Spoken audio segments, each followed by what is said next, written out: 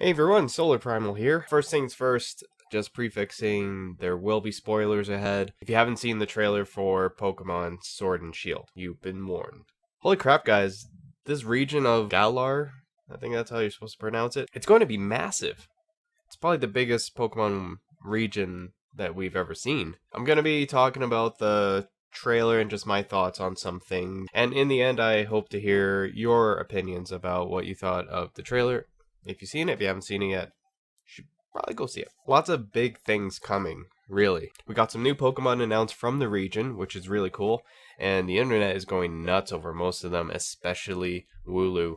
If you haven't seen Wooloo yet, well, you can find a 1,000 memes on it already. It's only been out for a day. I'm not going to talk too much about them, but I do want to say I'm actually digging what they did in terms of the showing off the diversity of some of the new Pokemon, because we got some of the cute stuff, we got some familiar stuff, some things like different art styles. There was the snapping turtle, looked a little cartoony compared to, say, the Raven Pokemon that they got going on there. I don't have all their names memorized yet, so bear with me. Dreadnought for the snapping turtle, that sounded amazing, so I remember that, and the other one was like, I don't remember. So it does make me look forward to seeing what else will be showing up in this region. Now, they did say you're going to be able to catch all of the older generation Pokemon, which is fine. But for me, I personally actually like whenever you start a new adventure to just have the new stuff available, or the new Pokemon available. That's just me. Something new that they're actually going to be bringing into the game are the wild areas. That's pretty neat. I like the idea. It reminds me a bit of Pokemon Go, and you'll see what I mean by that. Because the Pokemon are going to change depending on what area you're in and what's happening in that area. From what they showed in the trailer, there's a lot of weather effects that might affect what Pokemon show up. Especially a snowy area. And you know what region has a lot of snow? I'm just saying. But real talk, there was actually lounging chairs and an umbrella set up on like the kind of beach side in the icy area, and it's like, who the hell is lounging around like that? And I mean, I'm Canadian, but damn. And from the looks of it, looks like we're going to be able to encounter Pokemon very similar to how we did in Let's Go Pikachu and Let's Go Eevee, which I'm okay with. Kind of breaking out of that typical RPG trope of the random encounters. So it's doing two things. It's making it so that you're not relying on random chance. And then it's also making the world seem a lot more alive, with you being able to see what you could encounter. And you actually can interact with them a lot more, which is, I think, a really cool idea. Now, it wasn't in the trailer, but if you had watched the Pokemon Direct, they did show a few other clips that weren't in the trailer. One being showing both the rival and the trainer, your main character, holding what looked to be phones designed to look like Rotom. Seems to be the bit of an expansion of the idea of what happened in Alola, where Rotom inhabits the Pokedex.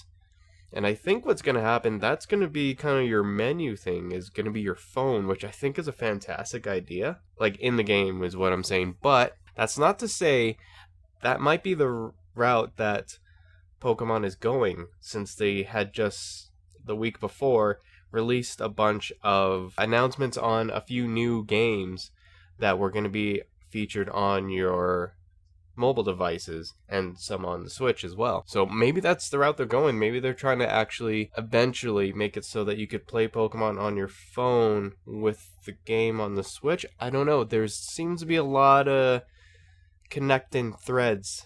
Not to sound like a crazy theorist or something. But the look of the Rotom phone looks a lot like what people noticed on the Pokemon Masters cover art, where the trainers have little phone-looking things. Some people thought it was actually Porygon, but turns out that actually might be a Rotom.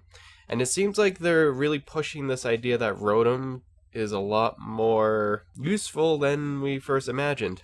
Because, well, the simple feature that a Rotom can do is it can inhabit electronic devices and then take on a new form by doing that. So they pushed on that on last generation with the Rotom decks. And it seems like they're going to be pushing that onto the idea of that phone.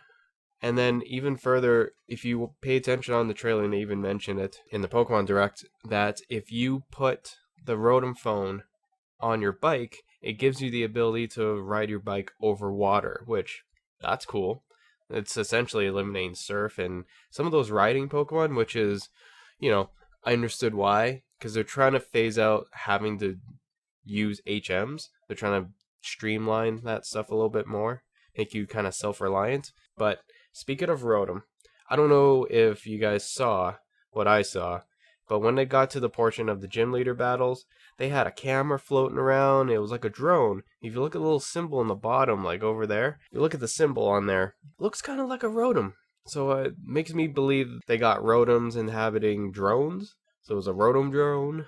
And then you actually kind of see it in the trailer a little bit too. There's one hanging out by the gym leader, so there's like multiple ones going on. It's like a big event. I could talk about Rotom being really integral to Pokemon now for hours, but I won't, because I want to get to more of the stuff that was going on. Touching back on the topic of making the trainer self-reliant on things, that Raven Pokemon apparently will be utilized as well as a taxi service that can fly back to towns you've been to before, which is essentially what Fly did and what the thing in Let's Go Pikachu and Let's Go Eevee did. But you get the idea. Who knows, maybe there's a type of PokeTube app on the Rotom phone that will have a tuber speak to a rock and tell it to smash that rock button, or I don't know, that's a bad joke. So we actually get to see the professor of this generation, Professor Magnolia. So I got into a debate with my wife earlier today on whether or not they were gonna continue the unsaid tradition of male professors being named after trees and female professors being named after bushes. That's just what us Poke fans figured out when we were younger, and we all kind of tee-heed about it. Professor Ivy. I won't get into that. Apparently, it's both. It's both a tree and a bush. So, yay for gender diversity or equality. What am I doing? And then we also get to meet her.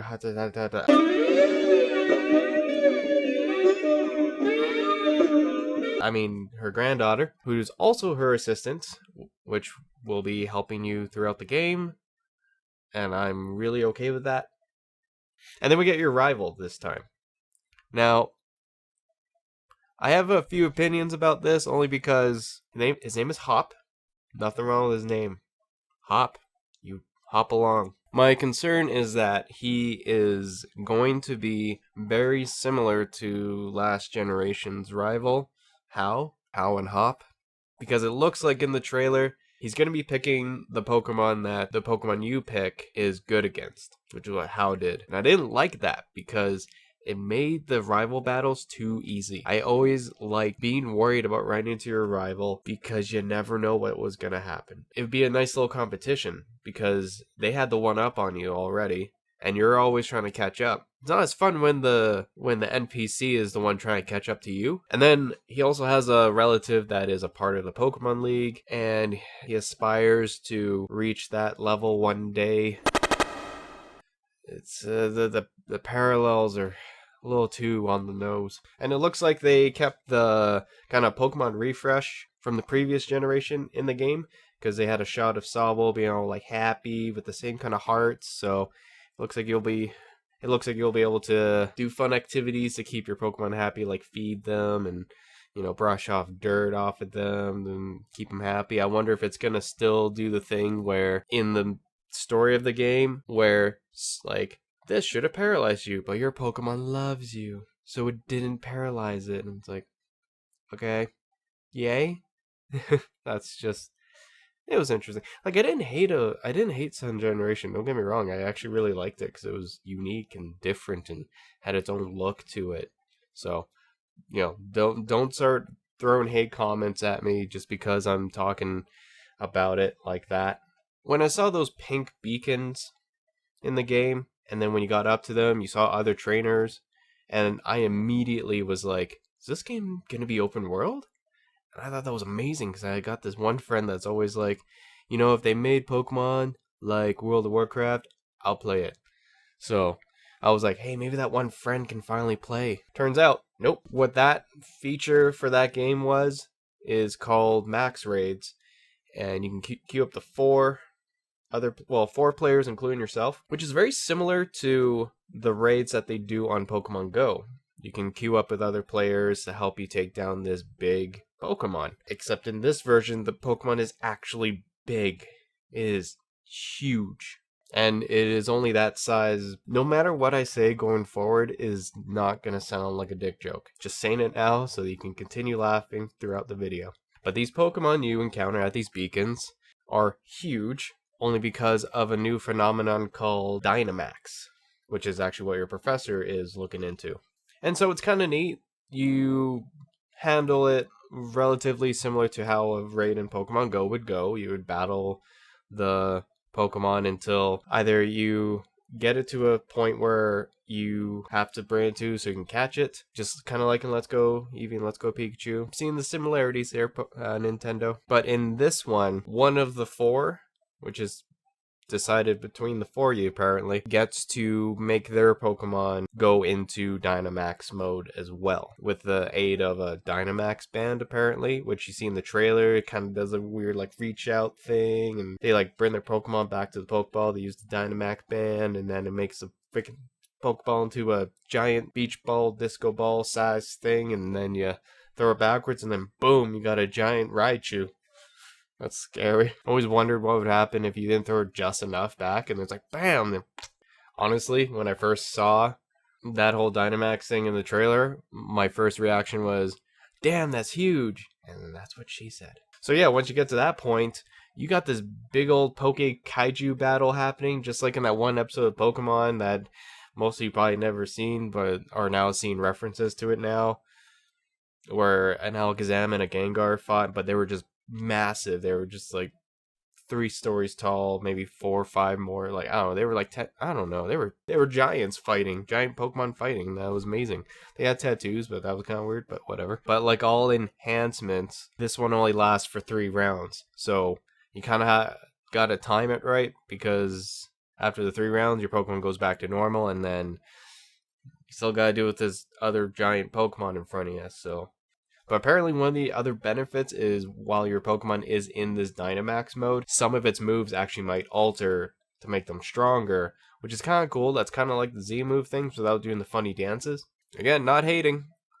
I liked Generation 7. I've been guilty of doing some of the dances myself. Now you can't get that image out of your head of me trying to do a Pokemon Z-move dance. I know you're thinking it. Let me know which one. But when I also looked into that whole aspect of the game, you don't necessarily have to have 3 friends jump into a game with you, which that would still be fun, and I would love that. I'm all for that. But if for whatever reason your 3 friends are busy and your other 3 friends are also busy, or whatever reason you can't get 3 other people, the game's actually going to provide however many spots need to get filled with NPCs that will support and do what your friends would probably do, just not as effective. Computers are funny that way. And then, oh boy, we get our first look at the gym leader of this region. And yes, gyms are back. Thank you.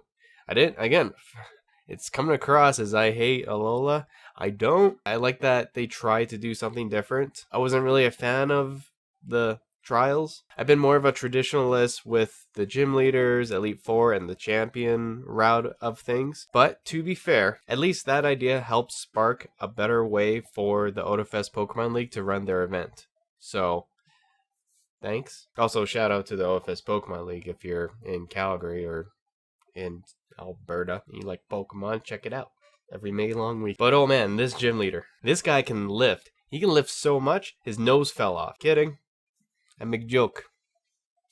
Bad joke, but I make joke. But in all seriousness, holy crap. Galar really takes Pokemon battles and, well, gym battles seriously. The arena was filled with people just waiting to watch a Pokemon battle. Granted, that stadium is built to hold Dynamax Pokemon. So that would actually be pretty fun to watch. But also scary. Like, what happens when you Dynamax a Wailord? I've seen a meme on it already, at least. Apparently you die immediately. Then they also got Jumbotrons, they got the Rotodromes flying around. It's a huge spectacle. And then there's also uniforms? Apparently you gotta wear for gym battles? I mean, you know, cool, I guess. I just hope you can customize them. That would be great. I don't quite got a grasp on the point of having your Pokemon and the gym leader's Pokemon become Dynamax sized, especially when there's a limit to it. Speaking of which, though, I did notice in the trailer, whenever a Pokemon went to Dynamax, can't believe I'm saying that so fluently now, they had 3 red clouds on top of their heads. I wonder if that's actually an indication on how many turns left they have in that form. Otherwise, it's just red clouds floating above their head. And then we got a brief shot of the champion who, like I mentioned before, is Hop's older brother. I don't know what his name is. I'm sure it's somewhere and I just forgot to write a note about it. Looks just like Hop, just with longer hair. And they both have a furry inner lining on their coats. It's cool, I guess. I usually take that off, unless it gets like really cold and I put it back on. But sometimes you gotta make sacrifices for fashion. And again, I think he actually looks really cool. And it does help that he's got that Charizard hanging out with him. So, you know, respect. No, this side.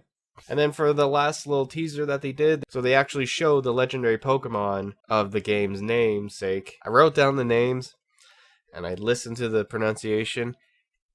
And I have completely forgot what the pronunciation is. For the first one, I'm going to butcher it. Sorry.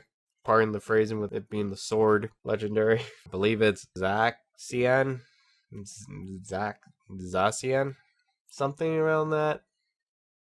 I know I butchered it. And then the other one for Shield is Zamazenta.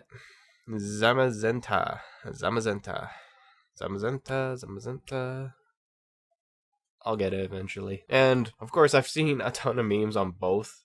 Like, people have been using the Pomeranian dog, one with its holding the sword in its mouth, and then another one with the shield one with the poor dog with its face in a piece of toast to represent the shield. I think that's great. But something I did notice was when they get into a mode to get ready to fight, they go into like this pseudo mega evolution mode where they take on a different form almost immediately. So I wonder how that's going to play into the game. Again, I'm really curious about everything I just talked about. I'm curious to see where they take it, and oh man, the possibilities. Like, it's endless. I could be going on and on, but even I get tired of talking to Pokemon sometimes. So that was just my brief talk about stuff from the recent Pokemon Direct, and I'd like to hear your guys' thoughts as well. What are your thoughts and theories about what's coming up for that? Again, I'm still holding out for that Sinnoh remake. Boy. The Snowverns in the snowy area. Oh, I want it. But without any further ado, guys, this is SolarPrimal signing out, and bye for now.